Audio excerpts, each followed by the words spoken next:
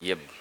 Yes, bafani bafa batulaba olwaleero njagala mbategeeze nti twabadde ku National Unity Platform headquarters ejjo nga tuline Mr. President to be 2021-2026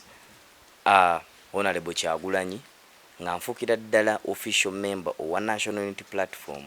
era nga bye bino era nga ngenda kwesimbawo mu kalulu kano okuchallenginga Honorable Kato Lubwama mu kalulu okumulaga nti no Honorable Kato Lubwama nga bwe yavudde mu ddwaliro ng'akyali batamutunze wuzi bakyamusibye zinnappi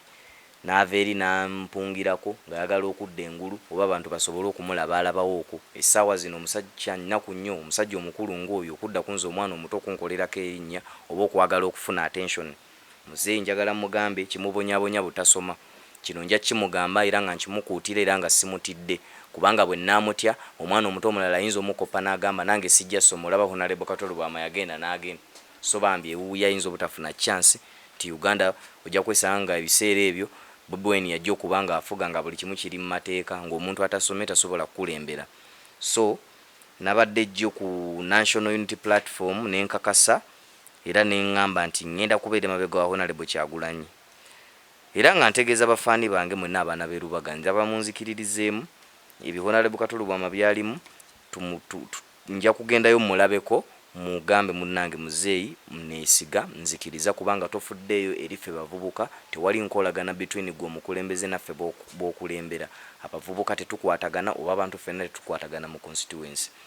titulina mirimu obwavu bungi nnyo okozeewo ki COVID-19 yenna aweddeko sente zonna emiliyoni 2 eza gavumenti we mwazijjayo ne bazikuwa n'agenda mu ddwaliro ye kwekolako bisajjale bye